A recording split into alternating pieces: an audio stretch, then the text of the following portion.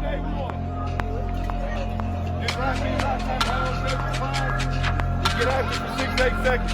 Guys, this is what we had to get. This ain't the one we want. You want that ball?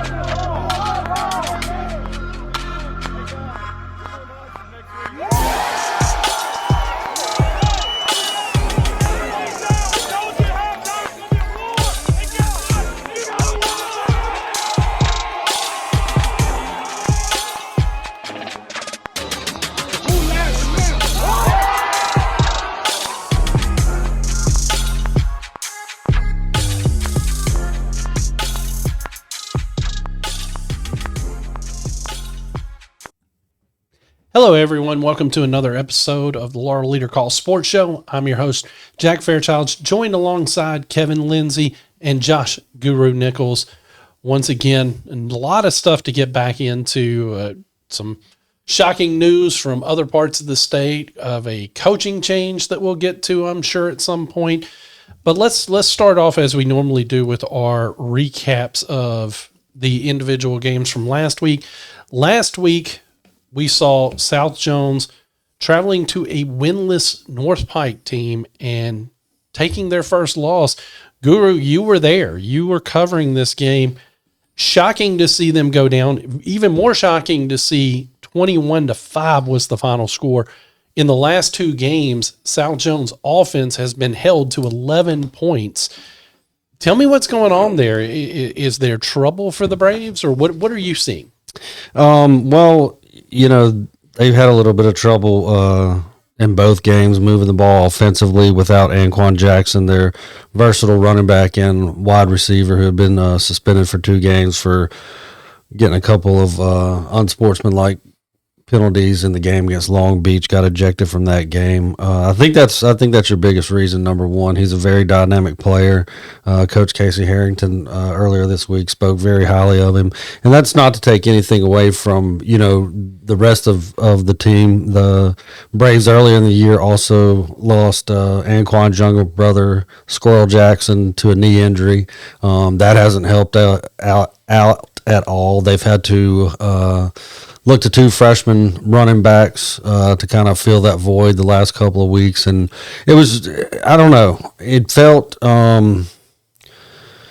like the Braves were kind of looking ahead at that during that North Pike game. The sideline, I was on it the entire game. It was pretty dead. There wasn't a lot of energy, and it was just one of those things. Once they got away from them, there was really no chance for them to come back once they buried themselves in a hole like that. And we'll have to see what they do this week and trying to turn things around when they go on the road to face Old Brook. That's one of the things too, and people forget that you're dealing with kids. These are 14, 15, 16-year-old kids out there playing football, 17 years old. Things like this are going to happen, and you look at the record and you see that you're going to face a winless team, and you're undefeated. You're feeling a little invincible, and you've got the biggest game, well, one of the biggest games, probably the biggest game to this point against Brookhaven the following week. It's so easy. We've talked before about trap games. I think this turned out to be a trap game for South because I don't think that they thought that there was any possible way. And I don't want to take anything away from North Pike because they got a good looking quarterback, and they have a couple of athletic other skilled players at receiver and also at running back. So kudos to them and their fans. And it just so happened that was their homecoming game as well. So to win your first game of the year, how much better can you do than to knock off an undefeated team and do it on your own homecoming? Kevin, there are folks that have been saying it's one of the biggest upsets this year in high school football. I saw that on social media. I saw various sites saying that because nobody saw this coming. Kevin, did you get any inkling that North Pike was going to not just win the game, but put on a pretty impressive performance against now a previously unbeaten South Jones team? I'll say this about it. I did not think that South Jones was going to lose this game. Let me preface this. I didn't think they were going to lose it. Yeah. I thought that the defense would have done similar to what they did against Summerall whenever I saw them. They've got a great defense. But I can't think we've kind of talked about it a little bit off here where it just seems like their entire offense runs through Jackson and what he does and motions and things like that. And as Guru said, I think that losing his brother to an injury really hurt them more than what we probably thought. Yeah. Yeah, I think if Squirrel would have been, healthy and uninjured in these past 2 games, I think you have different outcomes all the way around. Not that they would have lost the Summerall game. I just think the margin of victory would have been better because he's almost as dynamic as Anquan is. And, it's like you guys alluded to. I mean, and not only having Anquan back, do you get what he brings to the table, but then that opens up everything else for all your other playmakers, your Caleb Magruders, Heidelberg, the young running back, number 3, Beckett Johnson, and just all those guys, because now each week, once again, the defense is going to be focusing in on Anquan and where he is on the field. And that's what made them so explosive the first 4.5 weeks of the season with Anquan on the field. You always had to have him accounted for. But once he's out, then, changes a lot. Yep. Well, let's switch gears and go into happier for the local teams as Natchez at Laurel saw Laurel for homecoming get their first win of the season. We're talking about a Natchez team, too, that came into this game pretty hot with an offense that had been putting up some pretty good numbers in the last 2 games. Yeah, they came in 44-14 winners over the same North Pike team we were just talking about. Yeah, so, I mean, this wasn't a slouch that Laurel beat. And, of course, Coach Ernest has been preaching for a while that we just got to be ready for when we get into region play. It's a new season. And I think now he started that new season, and it's exciting. We've talked about it, Kevin, multiple times, how you and I have been on those sidelines. We know how much those kids wanted. We know how much those coaches wanted to see a victory come through. And to finally see them get on the right side of the score column, especially on homecoming, Kevin, it has to be hopefully momentum builder for Laurel going into the rest of the season. Yeah, it definitely does. I mean, I've told you all season I thought this defense was really good. I watched them against West Jones, and they were able to contain that trio that we've seen of Watson and Holmes and, of course, Tootie. I know they had that blowout loss against Oak Grove. We're finding out that Oak Grove is just an explosive team. And then, of course, we went and watched them against Gulfport, and the running back just had the night of his life. Let's just be honest here. And it was still a close game. Yeah, it was, right? So I think that this defense is showing up and showing that they can, contain teams. And I think that that's a good thing in Region 5A. I look at the 17 points. I'm like, man, if they can just get a little bit more offense, if they can put up, I'd say 24 to 27 points a game, they'll be in good shape down the road. So probably anywhere in the 20s if you kind of look at what's left. I mean, because they, even though they fell in a close one, Old Brook's out of the way, so you got this week's matchup, and then that leaves South Jones and who would be the 5th one? I'm trying to remember off some, and I can't right now. You put us on the spot. Yeah, it's literally right on the tip of my tongue. It's North Pike, right? They play North Pike they're this playing weekend. And what, Friday. Right. Yeah, North Pike. Yeah, I mean we can get to North that. Pike We can get to that later because we're going to preview the other one here in a second anyway. Blaming it on my old age. So times 3.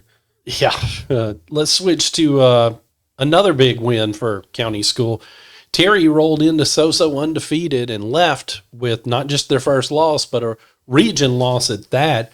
West Jones remained undefeated in region play after a 28-19 win here. And again, impressive performance. We continue to week in, week out, be impressed by the Tootie to Watson connection that we continue to see. But you mentioned the running back, Kevin. I mean, he set that game up with a big run that really helped get West Jones momentum started. So I think it's so easy to look at the numbers that Tootie Lindsey and Christian Watson are putting up, or Chandler Watson. You got the Green Bay on I did, and I've been waiting for me to do that all season long. But yeah, Chandler Watson, it's been impressive, but you can't sleep on that running back at all. No, I think Caleb, man, out of everybody, man, he's something else. Because, Number 6 rusher in the state, according to Max Preps. You know, he sat behind their other running back that started for a couple of years and waited his turn. And I think that, honestly, that's commendable, man. Yep. Just sitting back and knowing that you're going to have your shot and he's making the most of it. I think that's the big deal. Obviously, Chandler. That's Chandler my fault. Watson, That's my fault. that should be a compliment. Christian Watson's a great player. But no, Chandler and Watson, and then Tootie, who just continues to grow. And you can kind of see him grow and develop as a quarterback. I think that's one of the cool things there. They just took care of Terry, and people is going to look at that, and they're going to think of Terry as the Terry of 4, 5, 6 years ago. But as Coach Reynolds said, this is not the same Terry football Not team. even remotely. Yeah, this is not the same Terry football team where you have a running clock against them. And so a 28-19 win. They were previously undefeated, right? Yeah, they were. Yeah. So, I mean, this is a good win. Yeah, I'm just excited to see that October 31st, Hattiesburg versus West Jones game. Guru, before I go to you, I do want to talk, again, because Holmes pretty much, I was covering this game. It shouldn't be underestimated what he did in that particular game, because West had just gotten the ball back. There was a penalty, so their drive starting on their own 10-yard line, and he breaks off a 70-yard run to get them out of that hole and right there in scoring position. So it was just an incredible performance from him to go along with those two other dynamic playmakers. If they're peaking, Guru, right now, which I'm not saying they are, but if West Jones is finding their peak, it could be scary for the rest of the teams in 6A. Yeah, absolutely. And you kind of set me up perfectly, because that was something I was going to say. Week in and week out with those 3 players, either Holmes breaks a big run and sets up a nice short field for Lindsey to Watson, or Lindsey and Watson hit a big home run ball that doesn't go all the way, but then Holmes punches it in. And it's a dangerous combination, because, I mean, when we were talking about a team like South Jones and there's just one main focal point, well, when you play West Jones, you have 3 main focal points. And you still can't take, I know he's been banged up over the last 2 years, but you still can never count out Tootie and his legs, because once you think that he's not going to run, that's the time he's going to break one of those long ones, because once he gets behind the secondary, he's gone to the house. But to answer your question, Jack, the offense is there to make a run. I would like to see, and I know they're banged up. I know they lost one of their senior starting linebackers early in the year, but the defense needs to make some adjustments, and maybe not this week so much, but on Halloween night, that game against Hattiesburg is going to tell us a lot about how far West Jones can go in Class 6A. Absolutely. Well, last game that we have was East Central at Northeast Jones. Northeast Jones pulled off a 21-0, a shutout victory, a game in which they forced 5 turnovers in this game. So it was a case of where there were moments, talking to Coach Milner, there were moments where the defense bent, but it seemed like they always were able to make that big play. They also now have some clarity at quarterback, as Eli Maxey, the sophomore, is going to be the starting quarterback for the remainder of the season. Unfortunately, Cade has been ruled out for the rest of the year. I think he was given some medical advice, and because he's got a baseball career as well, he had to make a difficult decision that I'm sure he didn't want to make. But I think that with that clarity of knowing who's your starting quarterback for the remainder of the year, he's getting all the first team reps. You don't have to split it anymore. You know that it's going to be Maxey. I think that the experience of him coming in has started to show some progress there for him. Milner's very pleased with him. So I think that it was a good performance for Northeast Jones, and I think that it's another one of those games that if they can build off of this could be something special for them. Kevin, what's your takeaway on this? Man, I sound like a broken record, but it all goes back to this defense. They are going to go as far as that defense carries them. Obviously, you have a sophomore quarterback. He's going to get more comfortable as time goes on and he gets more reps. I think the one big thing that I took from you talking to Milner was we know that he gets all the reps in practice every day. We know he's the guy now. And I think that's a big thing. I want to see, offensively, I want to see Northeast really utilize getting these backs out in open space. I think that's going to be big. They've got an upcoming game. I know they don't want to overlook Purvis or anyone like that, but you've got a game against Wayne County where we saw West Jones was able to exploit Wayne County by getting speedsters on the outside. I want to see A.J. Pugh involved, whether you're tossing short passes or pitches, giving him space and things like that. But, man, 21-0, you just can't ignore the defense. These are some dogs on defense. And, they're going to go as far as the defense carries. Yeah, I totally agree. This is a game that was only 7-0 heading into the fourth quarter before the Tiger offense was able to get a couple of late touchdowns, and those were on short fields because of the defense, led by the Jones County Player of the Week, Toby Jones, who forced 3 fumbles, recovered 2 of them, was in the backfield most of the night, creating havoc. And I agree with Kevin 100%. I mean, the old adage always has been defense wins championships. And if you have an offense like we saw with Northeast against East Central, when you're given those short fields and those opportunities to put points on the board, when your defense doesn't give up a point, you just need a field goal for the offense. And, I mean, it doesn't matter how ugly the score looks. Just win, baby. Mm-hmm. Absolutely. And before we move into our preview, special thanks to our friends at Super Talk Laurel. We were helping keep them updated on the games that Guru and I were covering, but they were also keeping us updated on the East Central Northeast Jones game.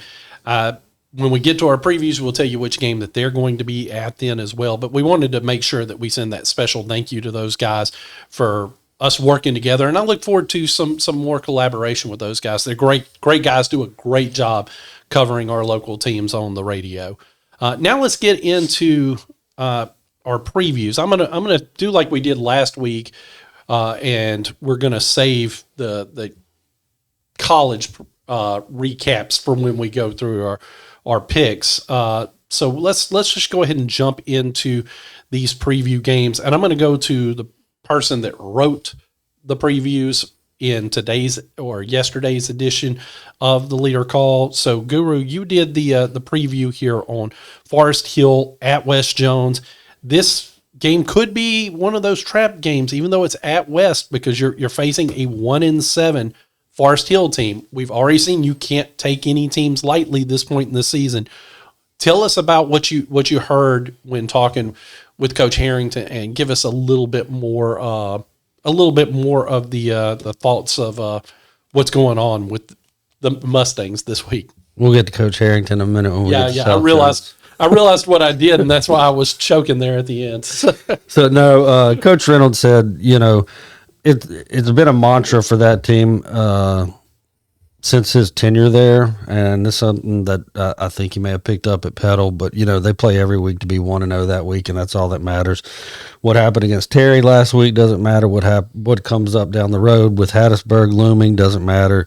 All their focus is on Forest Hill. One person he did point out, and he said, I would love nothing more to have this kid and wearing green and gold instead of playing for Forest Hill. And that's linebacker Preston Evans for the Patriots, who has 72 tackles on the year. And Coach Reynolds said he's all over the place, flying around throughout the game. So if you're in attendance and so Friday night, keep an eye out for number 6, Evans, and just see how well he plays.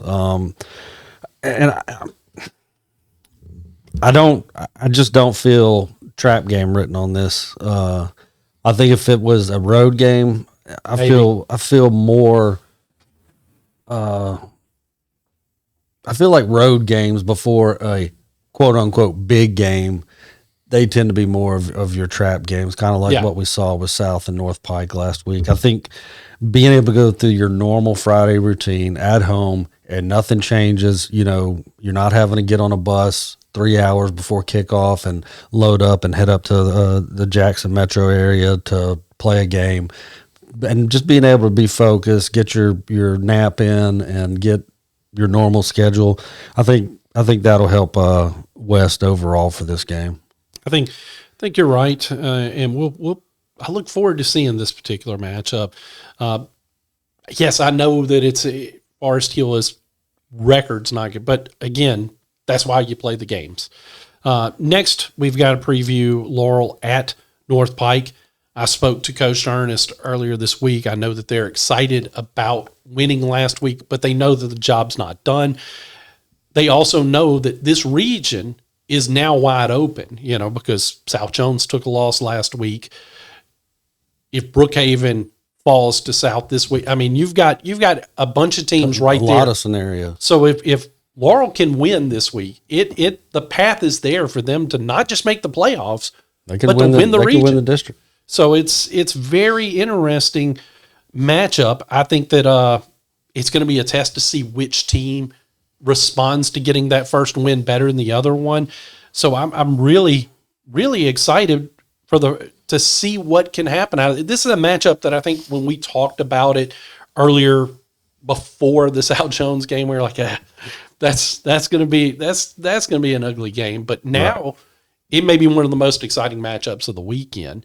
It's probably one of the better 1-6 versus 1-6 games in the state. And we've got two of those we'll be picking here shortly. Next, we've got Northeast Jones at Purvis.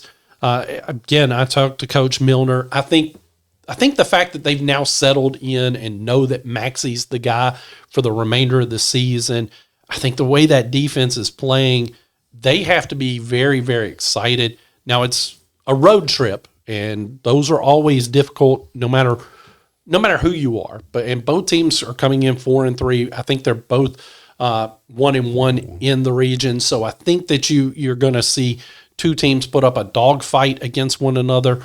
It's going to be a fun matchup. So, and that is also going to be the Super Talk game of the week. They are traveling to Purvis. So if you're not able to attend the game and want to listen to it on the radio, you can do that right there. So that's going to be another great matchup. We'll get to our picks here shortly. Of course, next, Guru, this one you did the write-up on. So tell us, again, this is our game of the week, because I think this game has so many implications depending on which direction it goes, and that's going to be South Jones at Old Brook. Guru, what did you find out when you talked to Coach Harrington? I feel like I owed Reynolds say it wrong this time as well. Coach Harrington, you know, we spoke, and the biggest thing is, you know, just like we talked about with other games, you just got to put last week behind you. I mean, there's nothing you can do about that anymore. And now if everybody was focused on the Old Brook game when they were playing North Pike, well, here you go, boys. Here's Old Brook. They're ready. They're going to be over there in Lincoln County waiting for your arrival. Be about a 20-25 minute shorter trip this time around. Not quite as long as that trip down to Southwest Community College and Summit. But, you know, the biggest thing is what we talked about earlier, and that's the return of Anquan Jackson. And, you know, I can't tell you how many games I've been to at Old Brook over the last decade plus. It's one of my favorite out of the area stadiums. It's just a quaint, nice little right in the center of campus. I do know my back ways to get into the game to find better parking. I showed that to Alyssa last year. This is also the second year in a row that South Jones has had to go to Old Brook. So I think that's something that might kind of be overlooked because, you know, they've been there, and as you know though, but playing on the road way out of your county sometimes isn't always a good thing with the those guys in the black and white stripes. Well, that's one of the things that I find frustrating, because I understand that they redraw the regions, districts, whatever you want to call them, every 2 years. But when you do that, you have anomalies like this where a school has to travel to that school 2 years in a row. And that's same thing with North Pike. They went to North Pike last year. And I'm with you. I mean, it's like, and we've already heard it's coming next year, not jumping ahead, but in the SEC, when they go to a 9-game schedule, they've already said some of the games that are going to be scheduled for next year might be played at the same venue they were played at this year. And I'm with you. That's just dumb. I mean, there's no foresight in that. I mean, okay, yes, they're in the same region again. Well, guess what? They played there last year. Let the other team play at home this year. I mean, it's one of those things that's so simplistic, but yet we make it so difficult. And you see it not only at the high school level, but now we're fixing to see it at the collegiate level. And it's kind of sad especially just think if you're a senior at South, and that's 2 years in a row, your junior and your senior year, you didn't get to play either of these games at home. You have to make that long road trip 2 years in a row. And it shouldn't be that hard when it happened with two different teams, right, and you added a couple of just flip it, make it look at last year's schedule. And that's the problem. They don't look at last year's schedule. South could have that game at Summerall. They could have played that game at Summerall, played these 2 games at home. I mean, but guys, this is the MHSA. What do we know? Yeah. We're just more than those idiots. No, we're just the peons, apparently. Well, I know it's not on our previews per se, Kevin, but I know you did the preview on Kemper County at Heidelberg. Heidelberg, of course, didn't get to play the week before. Bay Springs canceled the game, essentially forfeited. Originally, Kevin, this game was canceled, but apparently cooler heads have prevailed. Tell me what you got when you talked to the coach up there at Heidelberg.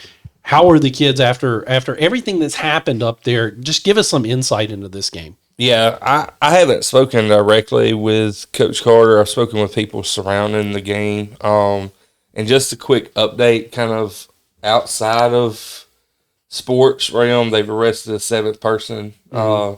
We found that out this week. I think it was maybe over the weekend. I've been gone since Thursday with the wedding and stuff like that, friend. But came back to find out they've arrested a 7th person in connection. All of these kids are under 25 years old. And not a one of them's from Heidelberg. No. Well, I think the 7th person May have was been living in Heidelberg. Gotcha. But they're not from. Yeah, they're not not born and raised in Heidelberg. Either way, Kemper County had canceled the game or forfeited. This was a game if you go and look on Max Preps or anything, it's actually not even on their schedule. But they were going to play them. Kemper County canceled it, citing safety issues. Apparently the coaching staffs talked and discussed. They're going to have the game at 4:00 Friday. Heightened security there, and kind of what my understanding, was it wasn't an ordeal where Kemper County just didn't want to come. It's you had 3 games in Jasper County, and because Bay Springs is a small town, Heidelberg is a small town, a lot of the deputies work with the cities. They're part-time, so your security was going to be thin. And from what I'm gathering, you're going to have security at the Heidelberg game, and then they're going to go back to Bay Springs and stuff because Bay Springs is going to have enhanced security Friday night at their game. They're playing Mize, and then you have Stringer and Lumberton that's playing at Stringer. So it's complicated, I know.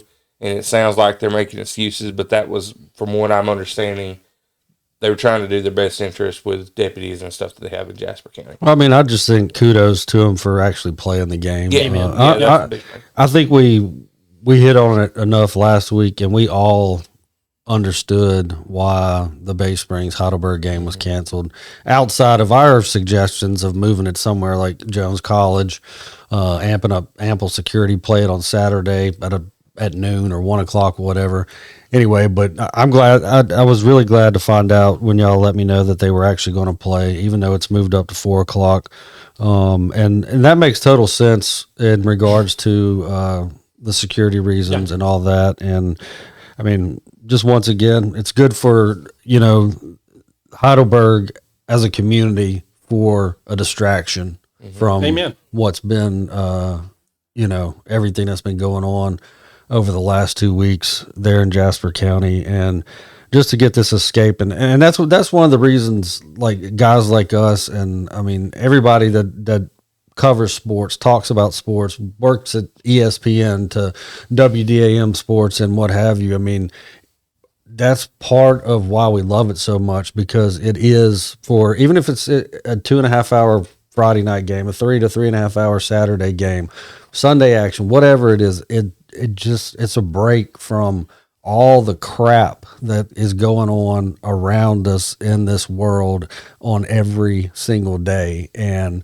for Heidelberg players, coaches, administrators, fans to actually get to just sit back for a few hours and then enjoy watching their blue and gold play, I think it's a really good thing. One thing I do want to add to that, Jasper County has enacted the clear bag policy. So if you're going to any of those games, you have to have a clear bag to bring anything in. Also at Bay Springs, the Bay Springs game Friday night, there is no re-entry. Once you go in, you're in there. They don't want, because at a lot of these games, there's constantly kids and people coming in and out. Well, that's the way it used to be when I was in high school. If you left, you weren't given access back. So I just think that's common sense. That's happening, and from what I understand with Heidelberg, it's going to be limited ticketing, I think, and stuff like that. From what I understand, just friends, family members, immediate family members. So they are restricting that. I don't think any kind of tailgating or anything like that's going on. But yeah, just kind of be aware if you're going to Bay Springs, if you're going to Heidelberg. I haven't heard anything about Stringer, but if you're going to either one of those games, there's going to be tight security access. I would assume clear bag at Stringer, because every school that we've covered has put in. Yeah, that's Jasper County wide. Yeah, and Smith County, here in Jones County. And if you need clarification on what the clear bag policy is, there is a article on leader-call.com, or you can find that same article on the Leader Call Facebook page, just to get clarification on size of the bag, what you can, what you can't bring in, and all that. Yeah, absolutely. Before we get to our picks, let's go ahead and get the wild card question of the day out of the way. I love the look of fear that Guru has every time I bring up the wild Blue card. Jays. It will be baseball related, but it is not who's going to win the World Series. But we do have Guru's pick. So Kevin, after I ask it, you can give your pick to win the World Series too. But in Game 4 of the National League Championship Series, Shohei Ohtani went 3 for 3 with 3 home runs, pitched 6 1/3 innings, gave up no runs, struck out 10. Is that the single greatest performance from a player in Major League Baseball postseason history? I guess I'll go first. I'm going to say no. It is not the single best performance by a player in postseason history. It is the single best performance by a player in Major League Baseball history. For a guy to go out there on the mound and dominate for 6 1/3 innings against the number one team in the National League, and then after, because if you don't know it, up until that night, he was not doing very well at the plate. And then he just went off and dropped 3 bombs, and one of those bombs completely went out of Dodger Stadium. When I saw that home run, I was just like, wow. But no, it's the single best performance by a player in any game in Major League Baseball history, in my opinion. Kevin? I think it's got to be up there. I actually Googled it because I wanted to make sure I got this right. I go back to Roy Halladay in 2010 in the NLDS. It's his first ever postseason game, and he goes and pitches a no-hitter in the postseason. And How many home runs did he hit? That's what I'm saying. That's the only thing that I think of is he's not a hitter. The closest. He's not a hitter, right?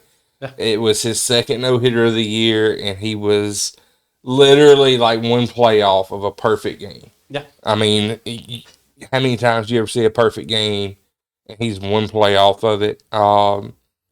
Yeah.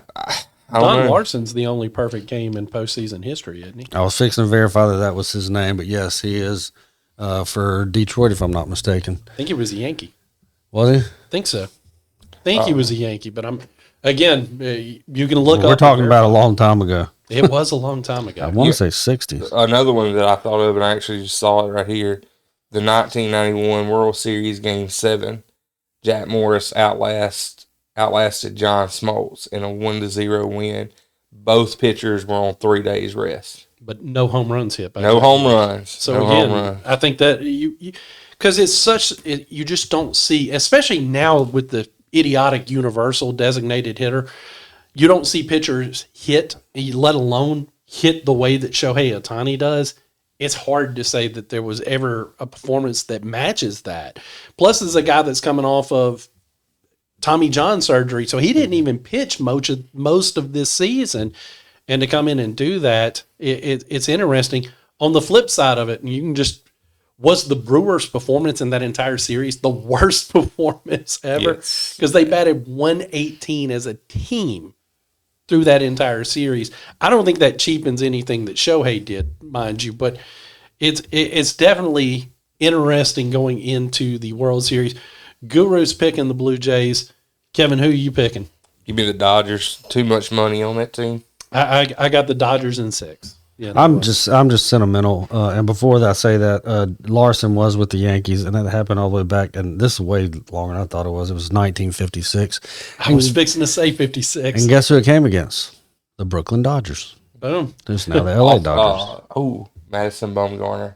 That That might good be too. my favorite game I've ever watched, where Bumgarner tossed a complete game in game 1, comes back out, tosses another But scoreless to seal That's it. more than one game, too. Yeah, get that's to- what I'm just saying. As far as like Yeah. World Series performance, like it's hard. Everybody Mad knows the 2016 Game 7 was the greatest baseball game ever played, period.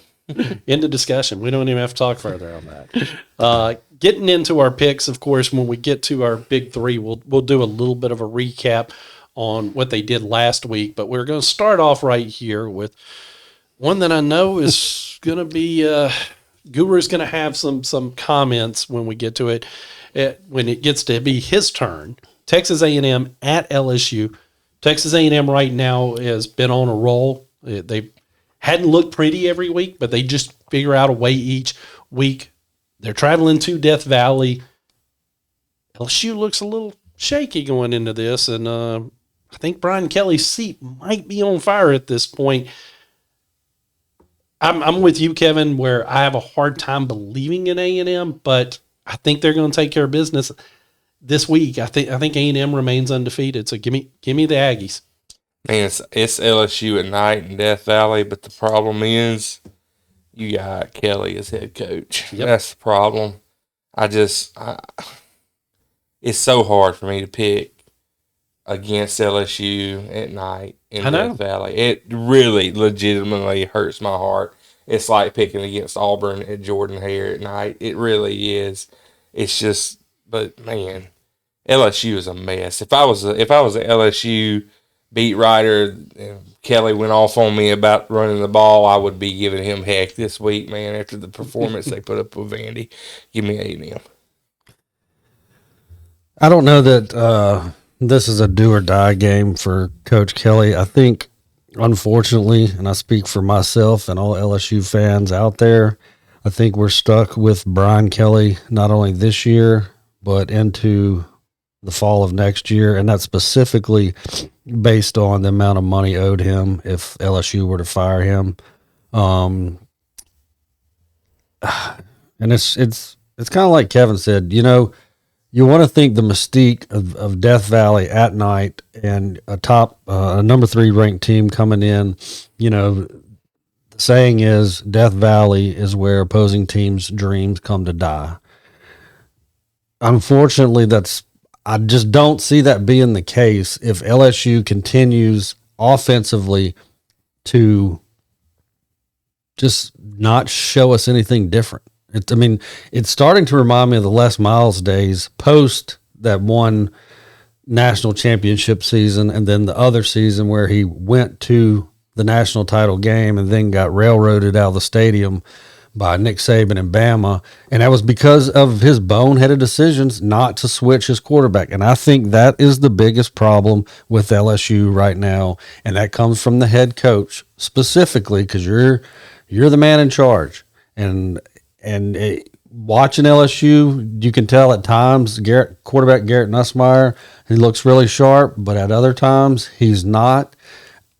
The only way I think LSU has a chance to win this game is if they have 2 or 3 drives where they bring in Van Buren, the backup quarterback, and let's see what he can do by opening up the defense because he can run the ball. Nussmeier is a pro-style pocket passer. I mean, there are times where there's big openings on the field where he should run the ball, where he can go get 6 or 7 yards.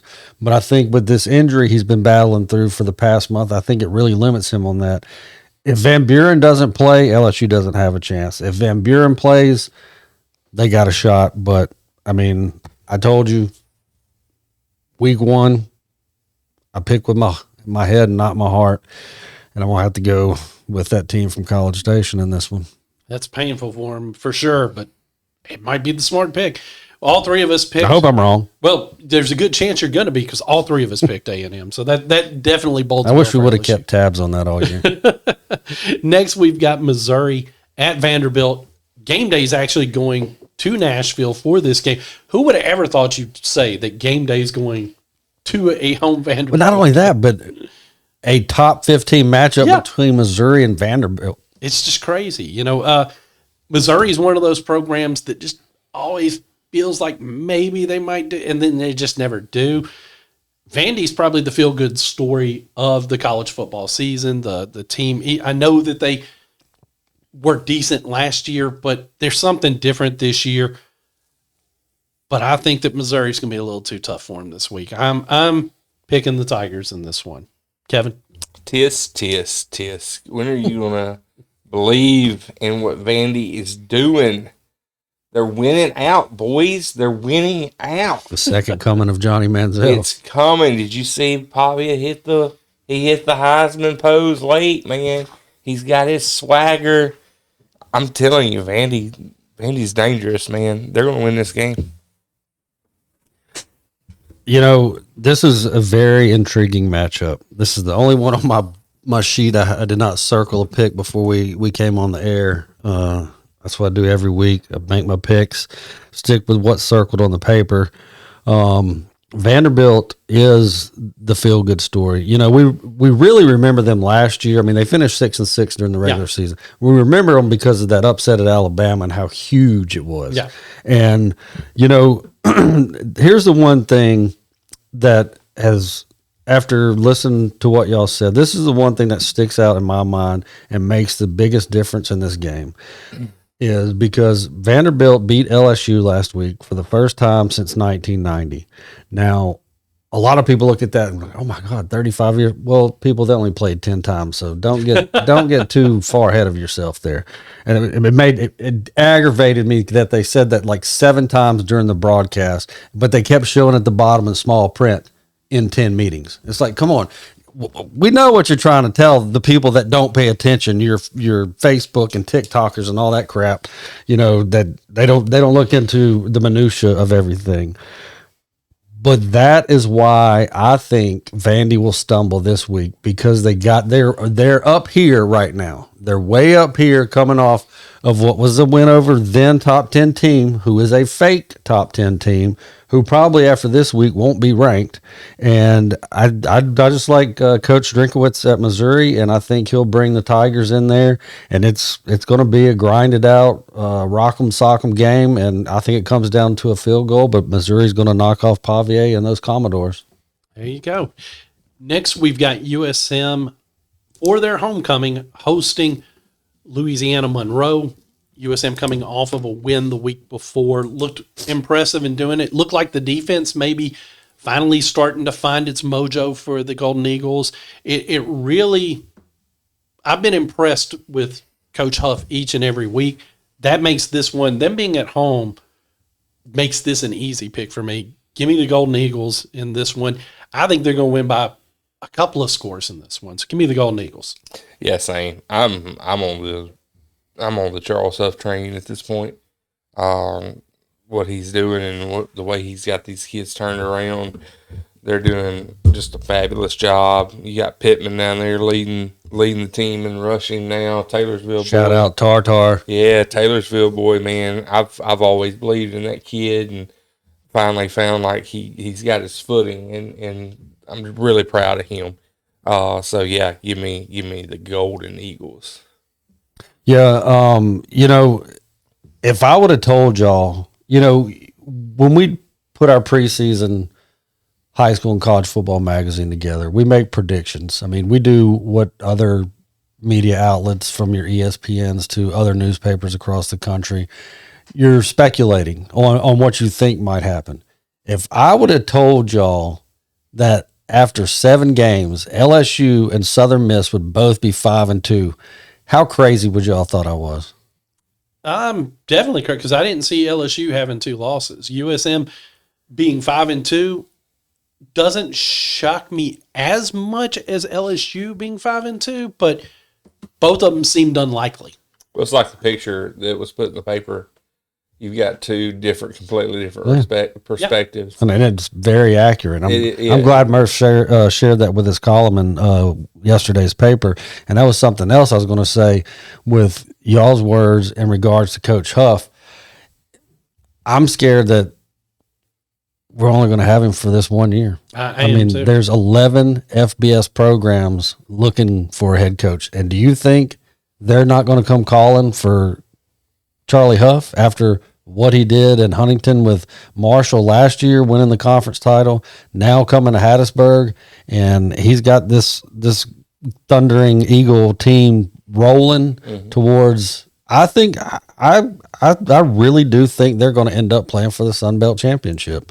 And the Warhawks, you better load up some real Warhawks to come down to the Rock, because it's all Eagles all afternoon, all evening long.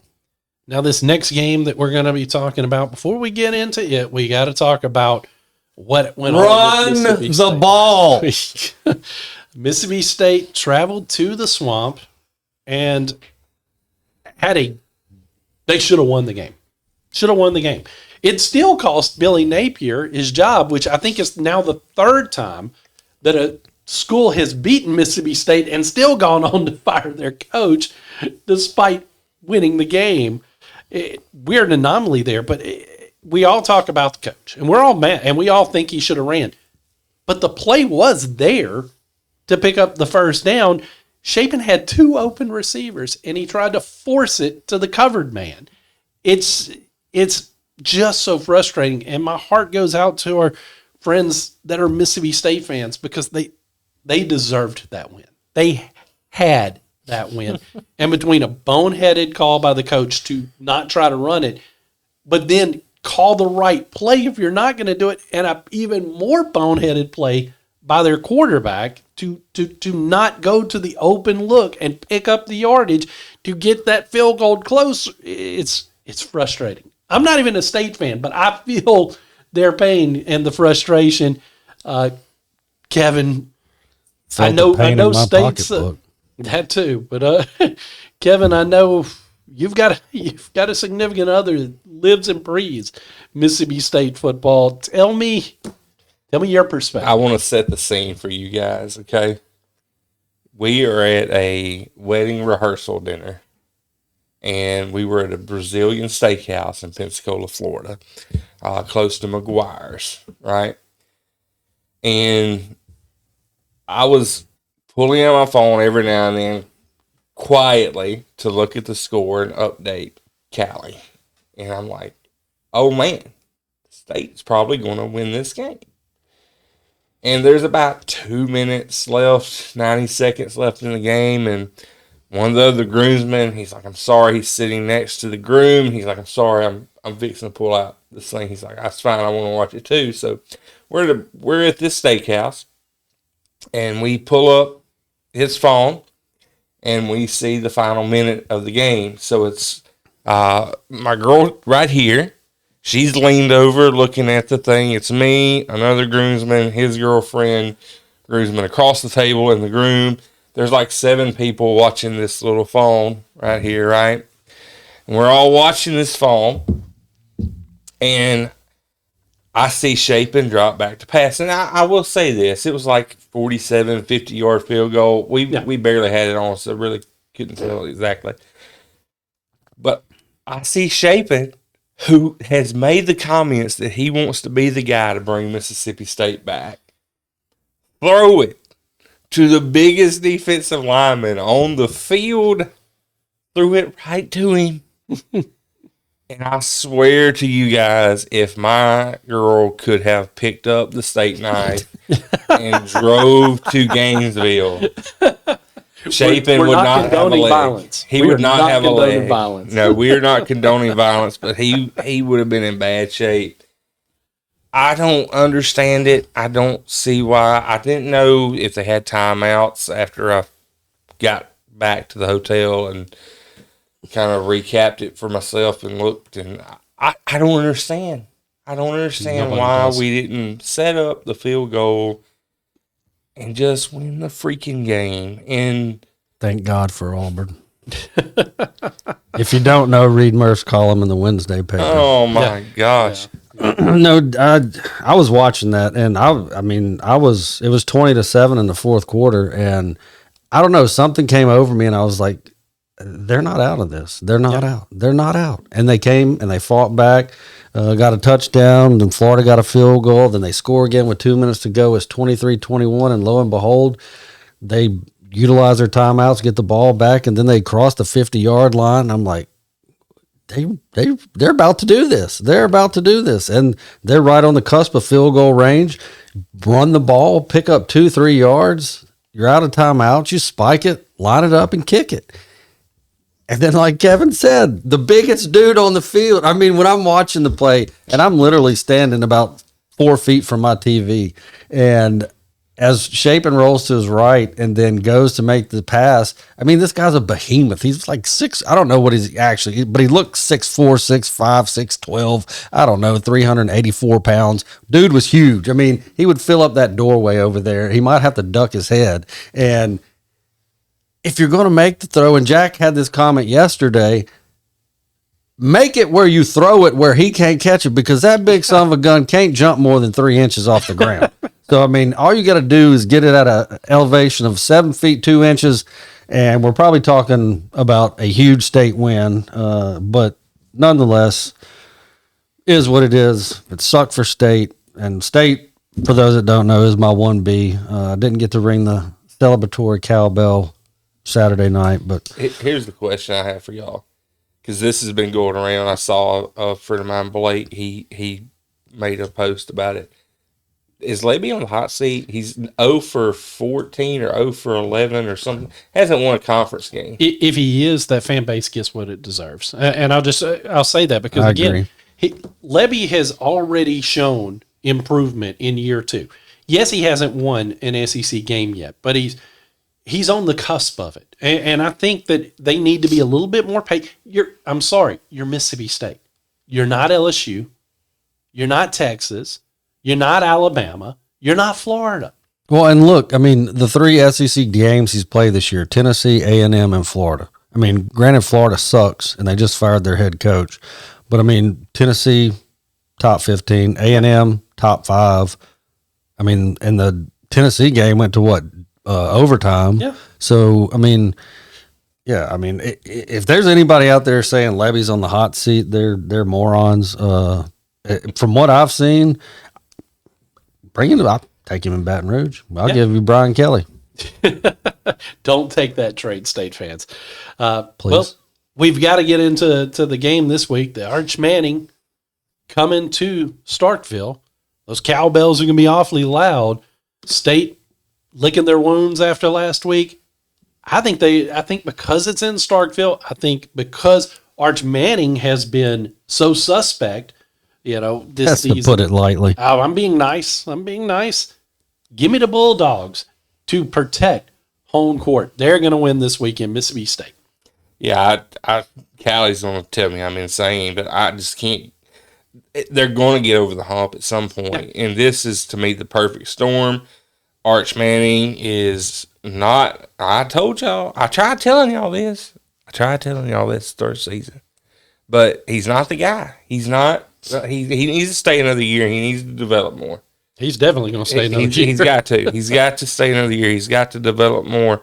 I'm not saying he can't be a stud. Look at what Joe Burrow did. Joe Burrow had a not so great year, then comes out the next year. Whoa! You do not compare Joe Burrow. I'm just saying. No, you want to go back and look at numbers because you're talking my territory. Do not. Hey, you go somewhere else with that He crap was because average you until are he had full the of national crap. championship year. He You, was average. Kevin, are an ignorant slut. That is the most idiotic thing you've said on this show to date. I mean, hey, I'm not. I don't the only know. one. He's pushed Taylor Swift a time or two. I'm not the only one. That said it. I get where he's coming from. I don't think he's saying that what Arch has done it compares to the down year, first year for Joe Burrow.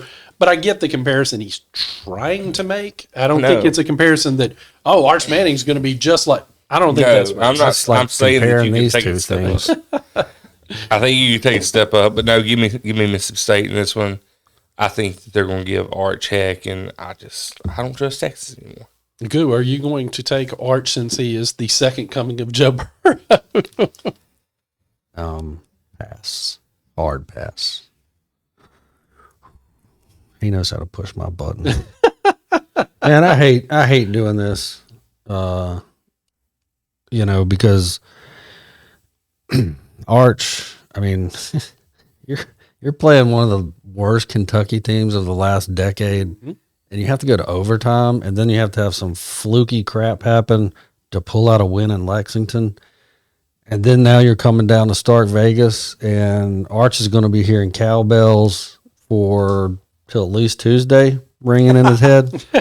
And this is the one that will shut anybody up that says Lebby needs to be fired because you can book it. The Dogs by 8. Horns down, friend. Horns down.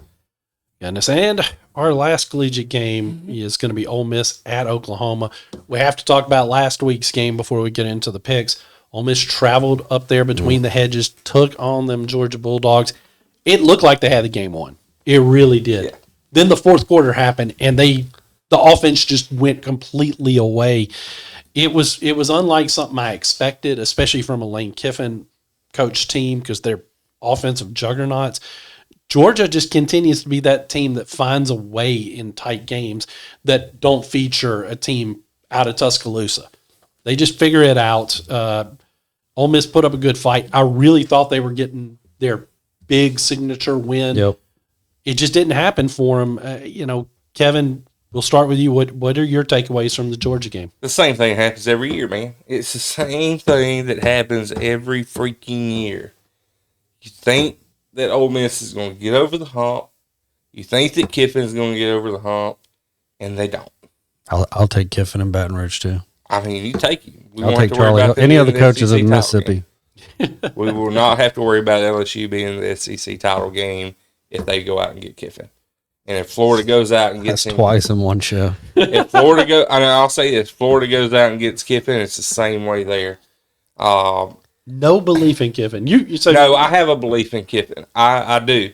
I think Kiffin is a good coach that can do what he's done at Ole Miss and can get you 8, 9, and maybe can get you 10 wins. But so you're saying he's Ole Miss's version of Dan Mullen at Mississippi State? Yes. And do you mean tell you why that is, and why you're wrong, and why if he goes to a Florida, if he goes to an LSU, and God forbid he goes to Alabama, those three schools with the amount of money that they can put in their programs, that's why our Mississippi, two big SEC schools in Mississippi cannot compete on the national stage with the other programs in the SEC, and it's money. And it's because it's divided in this state, because it's right down the middle. And no disrespect to Southern Miss, but you're not a SEC school, and you do not, and we've talked about this, and that it goes back to week one, State and Southern Miss. The biggest difference was the depth. And that all goes back to this day of NIL and it's money. Lane Kiffin is a great coach, but he will not get to where I know he wants to get in Oxford. It doesn't matter how much he loves it. There's just not enough of financial support to get him there. But if he goes to a Florida, look at what they did with Urban Meyer. If he goes to Baton Rouge, I mean, hell, Ed Orgeron won a national championship in Baton Rouge. You think he's a better coach than Lane Kiffin? No. But they have the money down there to get him the players. And even, I think he could win a national title at Auburn. Here's the thing. We can sit here and talk about it, but Kiffin had his shot at USC. And what did he do at USC? Got fired on the tarmac. He got fired on the tarmac. He was a hot coach coming to Tennessee before USC. He left Tennessee. After 1 year. He goes to, was it Florida Atlantic or Florida International? Atlantic. Florida Directional 1.1. Yeah. He goes there. He has success there, which gets him to Ole Miss. People want to forget, though, that he was at Alabama. He was under the best coach of all time, Nick Saban. And what happened? He got fired. Freaking Lane Kiffin got fired because he did not meet expectations on that offense. He didn't. Let's just be honest. He didn't. I'm gonna have to stop you there because that's incorrect information. You need to watch the ESPN 30 for 30 on him. He left I can't even say that word. You know what I'm trying to say. He left because he had taken the job at Florida. I watched the show. I'm telling you. I watched it too.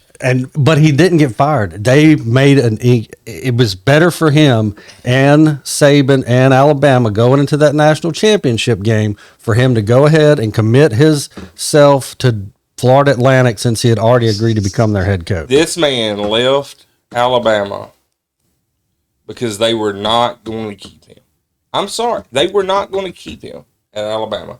I don't know what inside sources you have that ESPN does. There were weeks where Saban was visibly frustrated with Saban.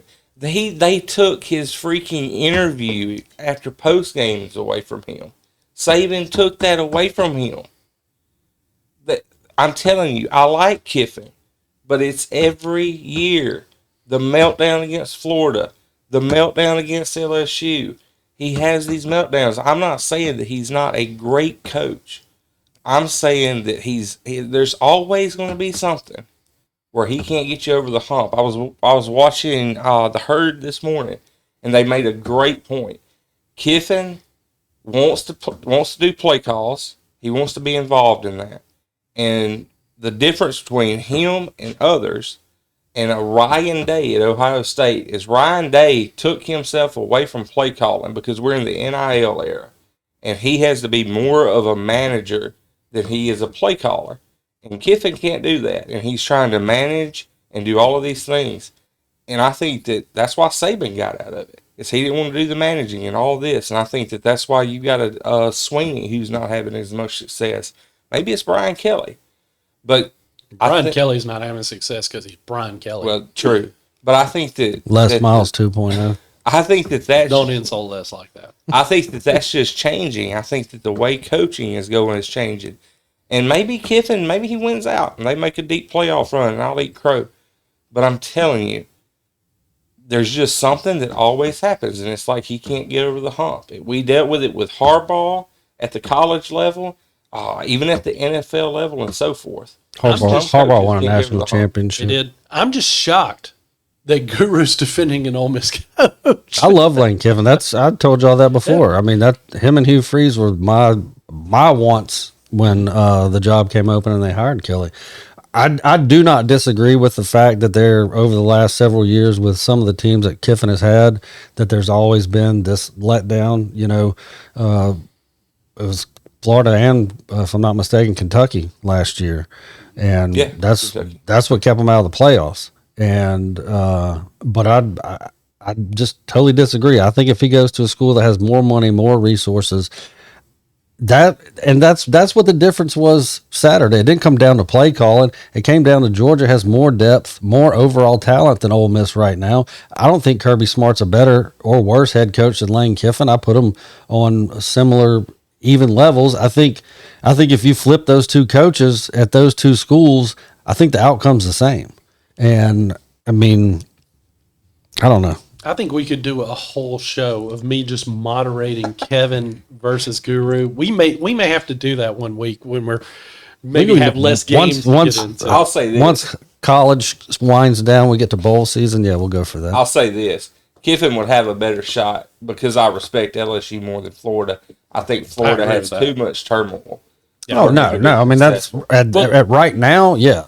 But I mean, we see what he did at Ole Miss as far as what he built. Before we get to our pick, and I don't want to spend too much more time on it, and we're going to assume that Guru scenario remains, then Kelly stays at LSU.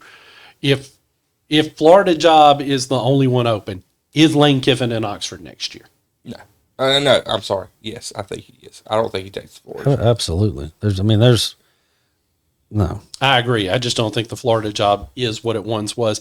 Now we have to pick this Ole Miss at Oklahoma game. Look, Oklahoma's been a Jekyll and Hyde kind of team this year. I really think they're really good, but then they go to the Red River Shootout and lay an egg. Their quarterback's been banged up, so I know that played a factor in it. But they're at home. Ole Miss is coming off of a disappointing loss, a game that they feel like they should have won. I think the Sooners are going to take care of the Rebels this weekend. As much as it pains me to say, give me Oklahoma.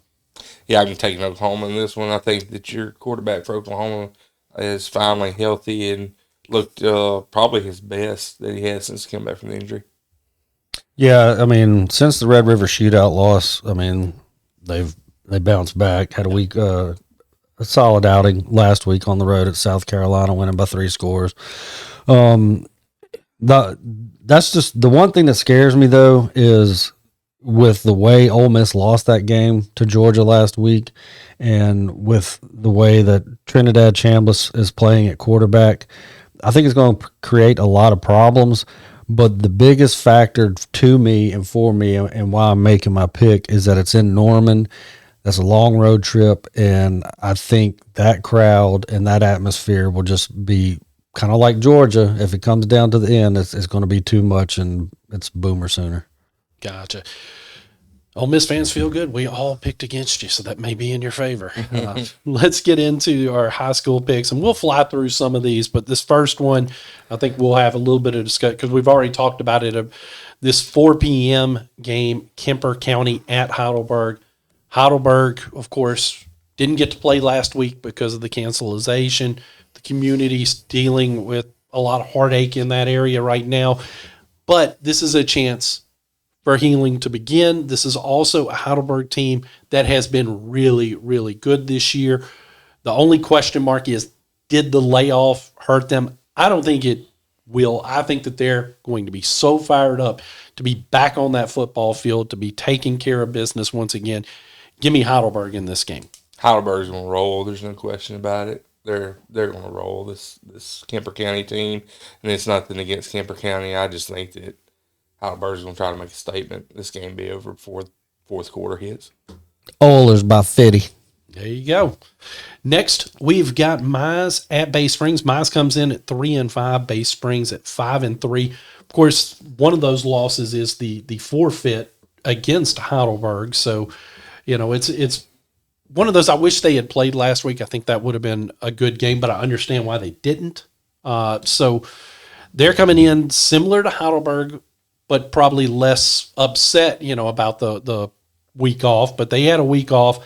But I think they're going to be too much for Mize. Give me Bay Springs. I'm actually predicting an upset here. I'm going with Mize. They shut out Clarkdale 45-0. Wow. Undefeated Clarkdale, who defeated Bay Springs. Give me the Bulldogs of Mize. I saw what you did. Same nickname, pretty similar colors. It's all Bulldogs. All Bulldogs in this one. I cannot be wrong. If I just leave it at that, I can't be wrong. But it'll be the homesteading Bay Spring Bulldogs. Next, we've got 2-5 Collins at 4-4 Sacred Heart. You know, again, Collins has not been stellar this year, but, you know, it's always a different season, but they're on the road, so give me Sacred Heart. Yeah, give me Sacred Heart in this one over Collins. Crusaders. Next, we've got 3-4 George County at 5-2 Hattiesburg. Hattiesburg, again, I saw them in the Little Brown Jug game. I'm still not that impressed, but they keep winning games, so it's hard to say anything negative about them. They're at home. George County hasn't been as good this year. Obviously, they've been struggling a fair amount. Give me the Tigers take care of business. Yeah, give me Hattiesburg in this one. I think they take care of George County. Is it a big rivalry? I think it is a big rivalry. Hattiesburg. No comment further. Now we get to one that's going to be a little interesting. 3-4 Brandon at 5-3 Oak Grove.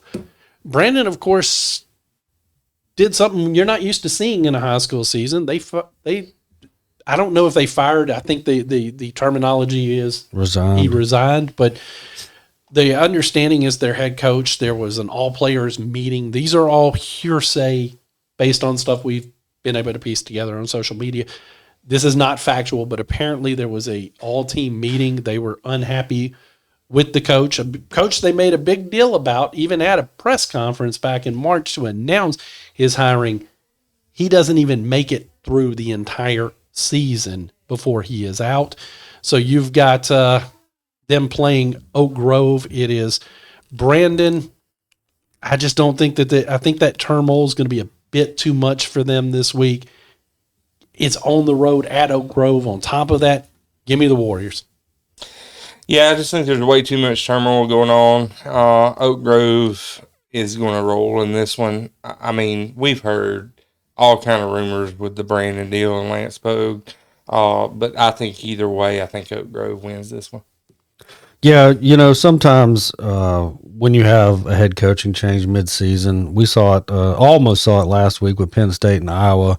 Penn State almost knocked off Iowa in Iowa, but the Hawkeyes get a late field goal to win that one. A lot of times it's when you bring whatever assistant and make him the interim head coach, a lot of times the teams rally around that. But even if Lance Pogue was still the head coach, it would not change my prediction of this game. I think Oak Grove is the real deal, and I think, just like Kevin said, Oak Grove rolls. Speaking of teams that we're beginning to believe are the real deal, this next matchup features one of those. You've got 2-5 Pearl, not them, against 6-2 Petal. Petal hosting this game. That's a team that seems to be really on a roll. They've beaten that Oak Grove team you just talked about. They put up a massive blowout over our own West Jones Mustangs. I think Petal is just peaking at the right time. That's a strong, strong team. Give me them Panthers. Yeah, same. I think you give me the Petal Panthers in this one. Pearl is it's not happening. Give me the Panthers. Yeah, I'll make it easy. Petal all the way. Next, we've got 5-3 Presbyterian Christian at 1-7 St. Stanislaus. You know, PCS is they've been impressive in their first year competing with public schools. I think that continues despite the fact they got to travel the road. I know once you get into region play, you don't necessarily need to look at the records, but 1-7 is hard for me not to look at in this instance. So give me PCS. Yeah, same here. Give me PCS to win this one. St. Stanislaus, man, they've had a history of being really good over the past decade or so, but I think they've kind of fallen off. Give me PCS. PCS in a route. Next, we've got 7-1 Raleigh at 4-4 Seminary. I'm gonna go with the 7-1 team. Give me Raleigh. Yeah, same here. Raleigh is going to continue to roll. Getting boring. Give me the Lions. That's why I said we'd fly through some of these. All right, Raleigh. Next, we've got 4-3 Lumberton at 6-2 Stringer. Should be a fun matchup. It's at Stringer, so give me the Red Devils. This might be the first one I disagree with you on. Man, Stringer's night and day. They're night and day. They are. They're hard. They're a hard team to pick because they've burned us a few times. Yeah, they are, man. But I don't know. I'm just gonna give me the Red Devils. This at home. Thank God, finally. I'm going to be the difference in this one. I've got Lumberton circled, so give me Lumberton. Now you've got a battle of 3 and 5 teams in little man football. Little man football. Silva Bay at Prentice Christian. You know, I know that both teams have struggled apparently, so I'm just going to go with the home team and give me Prentice Christian. Wow, you're taking Prentice Christian? I am. It's the last regular season game of the year. I am. Give me Silva Bay in a rout. All right, I'm making this prediction based off one thing and one thing only. Both schools have played Ben's Ford Automotive Academy, and Silva Bay and Prentice Christian both lost to the auto mechanic school, but Silva Bay lost by less. So give me the Saints. Very, very scientific method there. Same, about as scientific as my picking Prentice Christian because they're the home team. Next, we've got 4-4 Richton at 4-4 Taylorsville. Hot Tartars. Them hot Tartars. They've been red hot. Give me them Tartars. This is an easy one for me. Same here. Tartars roll. I totally agree. Go Tartars. Next, we've got 2-6 Wayne Academy traveling to Christian Collegiate. Game of the week. 0-9 Christian Collegiate. I don't know if I've picked Wayne Academy any this year. Maybe I've picked them once, but I'm picking them today. Give me Wayne Academy in this one. Yeah, Christian Colgate or Collegiate or whatever. Yeah, they're 0-9. They aren't getting their first win against Todd Breland. There's no way it happens. With that said, I may have just cursed Coach Breland. I think you did. Can I change my pick?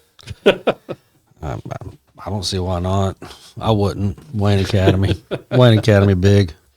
And while we're talking about Wayne County, we've got the battle of two 1-6 teams in Wayne County at East Central. Wayne County got their first win last week. I know Kevin's got something to say about that when we go to him. So I'm going to keep mine quick, and I'll let Guru go before Kevin picks his. Give me Wayne County to take a second in a row. You stole my thunder. I have it written down 2 in a row. Wayne County. Go War Eagles. Well, Wayne County fans. He's got a written statement. He's reading from a written statement. I know. I watched him write it before we came up here. Wayne County fans, I have been giving y'all heck all season long, and I even made the special little cut in when we had the audio problems and trolled y'all, and I laughed like a hyena last week. And I challenged you guys to go out and win so that I could give you a formal apology. And much like my groomsman speech and things like that, I had to write it down and get my thoughts. Congratulations, Wayne County War Eagles. You have finally done it. You are now on par with the Laurel Golden Tornadoes, who have won one game in the last calendar year. No offense to our Tornadoes or their fans. You are now on par with North Pike, mighty North Pike, who upset the South Jones Braves for their first win of the year. You can tie your record in 2023 with the 2 remaining games that you have on the regular season schedule, getting 3 wins in 2023. And you can, unfortunately, you cannot tie your last year's record of 5 regular season wins because you choked so much this year that is now impossible. But again, alas, I come to you formally apologizing, and with that said, I will pick you to win against the East Central, what are they, Hornets? Hornets. Against the East Central Hornets, who could not score a point against the mighty Northeast Jones Tigers. I hope your defense is at least a third of the way as good as the Northeast Tigers defense, because if it is not, I will give you heck next week. Sincerely yours, Kevan Lindsey. Well said, sir. Well Thank you. said. Next, we've got 1-7 Forest Hill at West Jones as we're getting into our county play here. West Jones 6-2, still undefeated in the region. West Jones is going to roll in this one. I don't think that the don't call them Rebels, call them Patriots now. Forest Hill is going to have much of a shot. Give me West Jones at home. This is an easy pick. Yep. Chandler Watson is going to look like a healthy Christian Watson. He's going to have multiple touchdowns in this one. Give me the Stangs. Multiple touchdowns in the first half, running clock in the second half. West Jones rolls. Next, we get the battle of 1-6 teams. Laurel travels to North Pike. Both teams got their first win last week. Both teams are hoping that that's a spark of something in a region that became wide open based on everything we saw last week. Laurel, of course, has to make that same trick that South Jones made last week, and South Jones wasn't able to get it done. But I think Laurel's going to go up there with a different focus. I think that it's going to be a tight, low-scoring game. But give me the Tornadoes again. I rode with them last week. They proved me right. I'm going to ride with them again this week. Yeah, I'm back on the bandwagon, man. Second season, and you're 1-0. 1-1. 1-1. I'm sorry, 1-1. Forgot about Old Brook. No, I am back on the bandwagon though. It's going to make things really interesting if they win this, and we have the Jones County champions versus Laurel at the end of the year. I'm picking Laurel in this one. Yeah, this is one of those instances where you talk about two teams that got their first win of the season last year, both that occurred on their homecoming nights.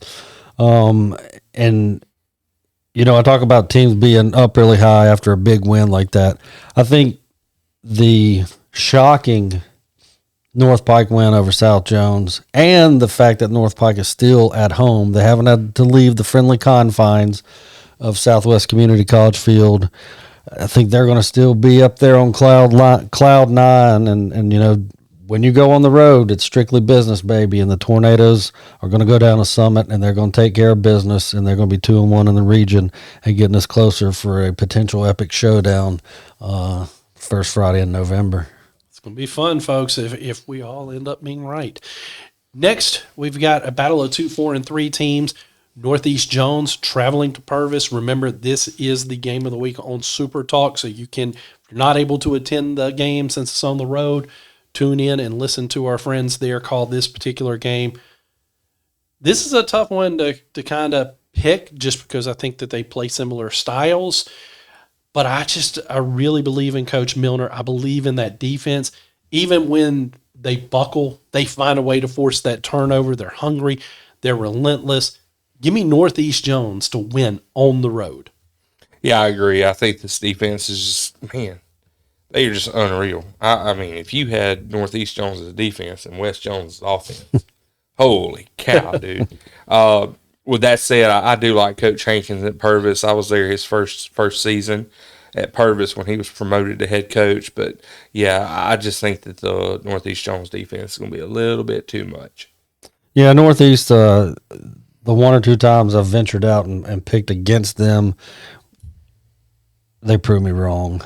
And I'm with you guys. I think the defense, man, this might be one of those scores we get a final from our buddies at Super Talk, and we're like 11-8. What happened there? I thought you were going to say 11-4, which would have been even almost more ridiculous. 11-4. I mean, you never know. 6-4 could be a Auburn Mississippi State 3-2 game. Who knows?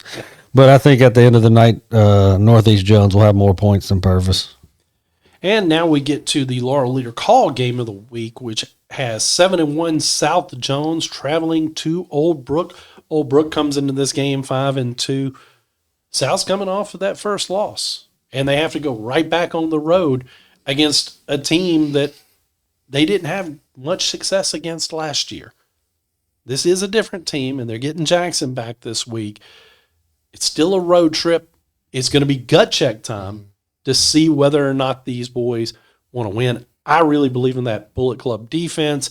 I think they'll be a difference maker this weekend. And I think having Jackson back, they'll score enough points to win a close game. Because I think last week happened probably because this week was circled. Give me the Braves. Yeah, I think that this is going to be an entirely different offense with Jackson back on the field. Just looking at what Brookhaven's done, I know we were there whenever they defeated Laurel. They just weren't impressive to me offensively. And also, I think that says a lot about Laurel's defense. And I think South Jones has a great defense, too. I think they're right there with Laurel. They did beat Summerall 21-9 last week. But I think Summerall's a really good team, too, man. They are? They're just a hard-nosed team. I'm going with South Jones in this one. I think Jackson makes just so much of a difference in that team. Yeah, I haven't been on the sidelines for every South Jones game. I mean, that's the difference overall, in my opinion, is getting Anquan back, and just the fact, my Old Brook record is 5-2 overall. I mean, they are 2-0 in the district. They are in first place. This game is essentially for first place, and if South Jones wants to reach their goals that they had coming into the season, I mean, this is a must win because, like Coach Harrington said, they've backed themselves into a corner now with that loss against North Pike, and now they got to fight their way out of it. And there's no better way to make a statement than by taking that Bullet Club defense and going on the road down to Old Brook and coming back with a W back to the Free State. And I believe that's what the Braves are going to do. So just go ahead and play the chop, baby. There you have it, folks. A lot of good matchups, a lot of matchups that I think are going to help define who's going to go on and win their regions this week. I think we're all rooting for Laurel and South to win, so that way that matchup will just be that much better for us there at the end of the year. So again, a lot to keep an eye on. We look forward to bringing you the updates and the scores as we move forward into Saturday. And again, folks, thank y'all for watching, listening, however you take in our show. Remember, we're on YouTube. If you don't have time to sit down and watch a video, we're on all the major podcatchers like Apple Podcast, iHeartRadio, Spotify, Spreaker, Amazon Music. You can go to any single one of them and listen to this show if you don't have time to sit down and watch. So we definitely appreciate you guys. I'm Jack Fairchilds, and for Kevan Lindsey and Josh Guru Nichols, we'll see you guys again next week.